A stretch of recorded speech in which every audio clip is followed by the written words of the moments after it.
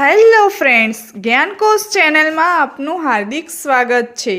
આપણે કંઈ ગુજરાતના જિલ્લાની સિરીઝ સ્ટાર્ટ કરી હતી, જેમાં આપણે ટોટલ 9 જિલ્લા કમ્પ્લીટ કરી ચૂક્યા છીએ અને આજે આપણે વાત કરીશું બોટાદ જિલ્લા વિશે।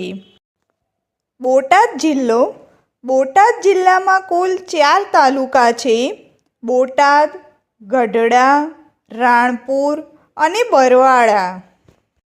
બોટાદ જિલ્લાની રચના 15 ઓગસ્ટ 2013ના રોજ મુખ્યમંત્રી નરેન્દ્રભાઈ મોદીના સમયમાં ભાવનગર અને અમદાવાદ જિલ્લામાંથી કરવામાં આવી હતી। બોટાદ જિલ્લાનું મુખ્ય મથક બોટાદ સિટી છે। બોટાદ જિલ્લાની સરહદ ઉત્તરે સુરેન્દ્રનગર અને અમદાવાદ જિલ્લાને સ્પર્શે છે, દક્ષિણે અમરેલી જિલ્લાને સ્પર્શે છે, પૂર્વમાં ભાવનગર જિલ્લાને સ્પર્શે છે અને પશ્ચિમમાં રાજકોટ જિલ્લાને સ્પર્શે છે। હવે આપણે વાત કરીશું બોટાદ જિલ્લાના ઇતિહાસ વિશે। કાઠિયાવાડ, ઝાલાવાડ અને ગોહિલવાડને જોડતો જિલ્લો એટલે બોટાદ જિલ્લો। લોકવાયકા મુજબ બોટાદની સ્થાપના કોઢના ઝાલા ક્ષત્રિયોએ કરી હતી, જેઓ હળવદ અને ધ્રાંગધ્રા વિસ્તારના શાસકો હતા। પરંતુ અન્ય લોકવાયકા મુજબ ભોજાભાઈ ખાચરે ઉતાવળી નદીના કિનારે બોટાદની સ્થાપના કરી હતી। બોટાદ શબ્દ એ બોટ અને આદ એમ 2 શબ્દોમાંથી બનેલો છે, જેમાં બોટ એટલે ગોખરું એવો અર્થ થાય છે। ગોખરું એ જમીનમાં થતી કાંટાળી વનસ્પતિ છે, જેને આયુર્વેદમાં ઉત્તમ ઔષધ માનવામાં આવે છે, જ્યારે આદ શબ્દનો અર્થ સમૂહ થાય છે। આમ બોટાદ એટલે એવી જમીન કે જ્યાં પુષ્કળ પ્રમાણમાં ગોખરું જોવા મળે છે। બોટાદને સૌરાષ્ટ્રનું પ્રવેશદ્વાર એટલે કે ગેટવે ઓફ કાઠિયાવાડ ગણવામાં આવે છે। હવે આપણે વાત કરીશું બોટાદમાં આવેલી નદીઓ વિશે, જેમાં સુખભાદર નદી, ઘેલો નદી, નીલકા નદી, કાળુભાર નદી, કેરી નદી અને ગોમા નદી આવેલી છે। બોટાદ નદી કિનારે વસેલા શહેરો વિશે વાત કરીશું તો સુખભાદર નદીના કિનારે રાણપુર શહેર વસેલું છે, ઘેલો નદીના કિનારે ગઢડા શહેર વસેલું છે, નીલકા નદીના કિનારે ભીમનાથ શહેર વસેલું છે અને ઉતાવળી નદીના કિનારે બોટાદ શહેર વસેલું છે।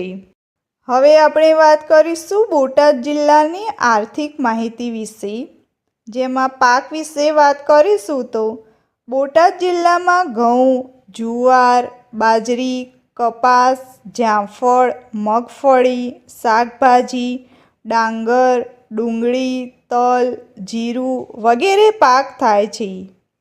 બોટાદ એ જામફળની ખેતીમાં સમગ્ર ગુજરાતમાં 3જું સ્થાન ધરાવે છે, જ્યારે પ્રથમ નંબરે અમદાવાદ અને બીજા નંબરે ભાવનગર જિલ્લો આવે છે। ખનિજો વિશે વાત કરીશું તો બોટાદ જિલ્લામાંથી કેલ્સાઇટ નામની ખનિજ બોટાદ તાલુકાના સરવા ગામેથી મળી આવે છે। ઉદ્યોગો વિશે વાત કરીશું તો બોટાદ જિલ્લામાં ડાયમંડ પોલિશ કરવાનો ઉદ્યોગ, હીરા ઉદ્યોગ, બેરિંગ ઉદ્યોગ, ક્વારી ઉદ્યોગ, ઊન ખાદી ઉદ્યોગ અને સિમેન્ટ ઉદ્યોગ વિકસ્યા છે। સિંચાઈ યોજના વિશે વાત કરીશું તો ભાડલા ડેમ, કાળુભાર ડેમ અને ખાંભડા ડેમ આવેલા છે। બોટાદ જિલ્લાની સાંસ્કૃતિક માહિતી વિશે વાત કરીશું તો પવિત્ર સ્થાનમાં સ્વામિનારાયણ મંદિર ગઢડા શહેરમાં આવેલું છે। કષ્ટભંજન હનુમાનજીનું મંદિર સાળંગપુરમાં આવેલું છે।